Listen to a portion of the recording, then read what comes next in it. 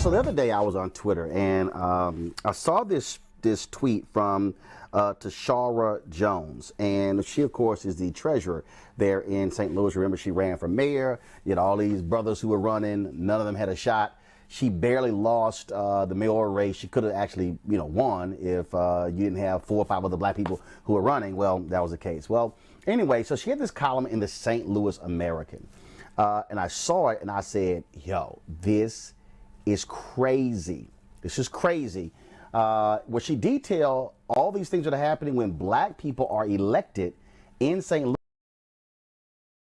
that want to change the rules. And so it was in the St. Louis American, the black newspaper there, and I reached out to her and I said, look, we got to have this conversation on Roland Martin Unfiltered, because frankly, nobody else is having it, which is the reason why we have this show. Back to that Roland Martin Unfiltered video in just one moment. Now, a word from one of our Roland Martin Unfiltered partners. You've heard me say it before, and I will say it again. Write down this website, marijuanastock.org. That's marijuanastock.org.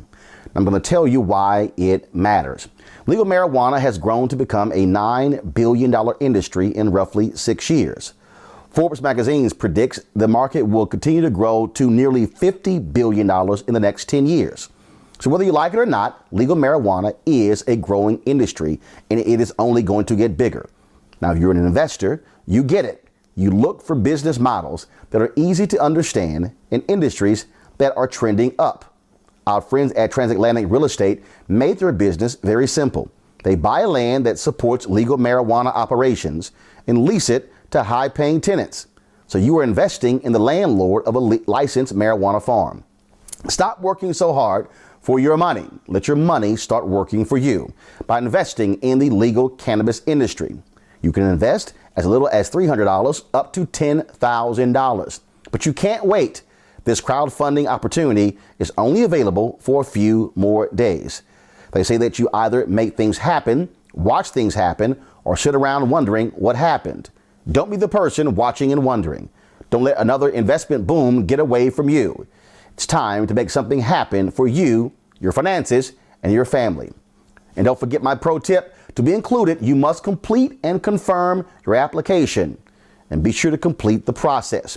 Go to marijuanastock.org. That's marijuanastock.org. Get in the game, folks. Do it now before time runs out. Now back to your Roland Martin Unfiltered video.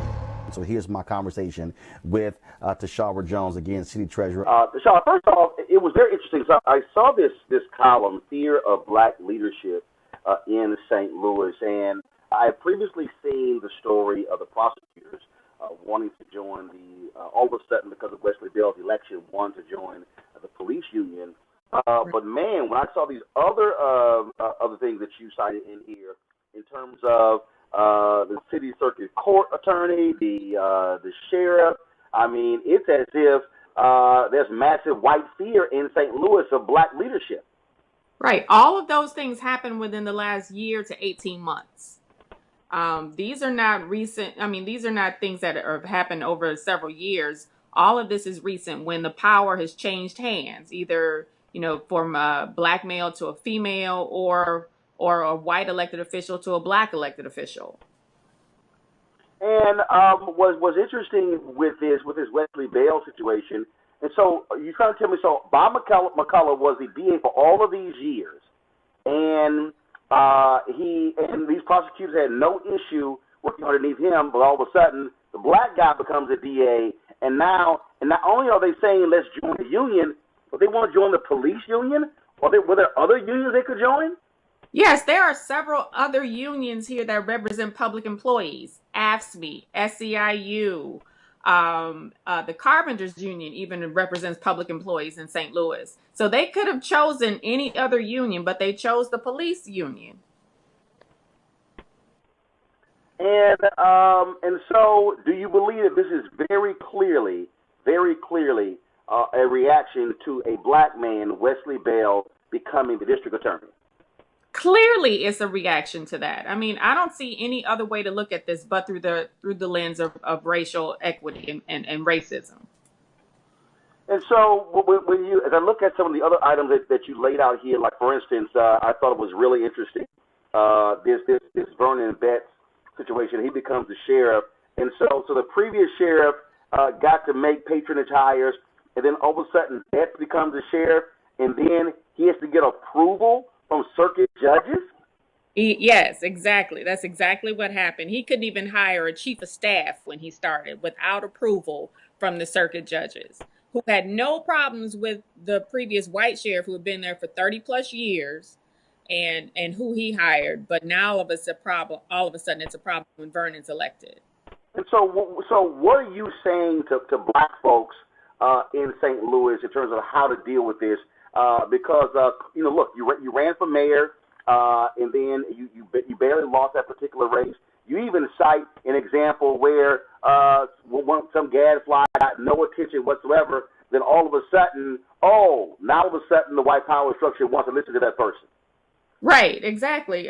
There's this guy that's been suing the treasurer's office for years, and then all of a sudden now he has an audience. The mayor joined the lawsuit along with her city councilor, and then they convinced one of the circuit judges to give them a ruling in their favor, trying to strip away power from my office. So, I'm bringing receipts. There's a serious problem going on, not only in St. Louis, but, nationally, when we talk about what's happening in Wisconsin, in Michigan, Georgia. So, there's obviously a fear anytime a black person gains access to higher office. So we've got to band together and we've got to start fighting back.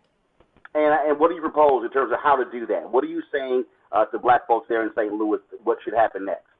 Well, I mean, just like with the circuit attorney's issue, she had to go all the way to the Missouri Supreme Court in order for them to tell the circuit judges that she doesn't report to them, that she's an independently elected official. She is an attorney, and they don't, and they have to respect that. We need to use whatever means that we have at our disposal to start challenging a lot of the things that happen here, and and our people need to also take, elections have consequences, and we have to take every election seriously. And as we're seeing, these local elections matter more than national elections. When you talk about the issue with these circuit court judges, are there any African American circuit court judges? There are a few, yes. And do you believe that what African Americans should be doing, just like when it came to the DA's race, they should be looking at electing more black circuit court judges? Well, we don't elect circuit court judges in St. Louis. We have a nonpartisan or so-called nonpartisan court plan where they are appointed by the governor.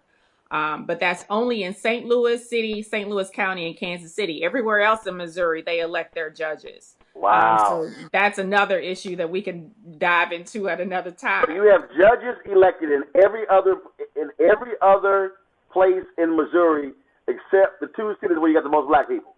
Exactly. Well, look, it certainly was eye-opening to all the people who are out there. Again, if you go to the St. Louis American, the column is called "Fear of Black Leadership in St. Louis" by Tishaura Jones, written, of course, for that. She, of course, is the city treasurer for the city of St. Louis and former assistant minority leader for Missouri House of Representatives. It's certainly an eye-opening piece there. I certainly hope the black folks in St. Louis will begin to exercise their power and also vote in massive numbers. Now, when is the next mayoral election? Next mayoral election is not till 2021, but we have an important race coming up on March 5th, 2019, which is our council president. Okay. And and who's actually, any African Americans running for that? What's happening for that race? So there are three people in that race. Two are African American. Jamila Nasheed, she's our current state senator. Lewis Reed, who's the incumbent. He was one of the men that was in the mayor's race. And then there's also Megan Green. She's part of our city council.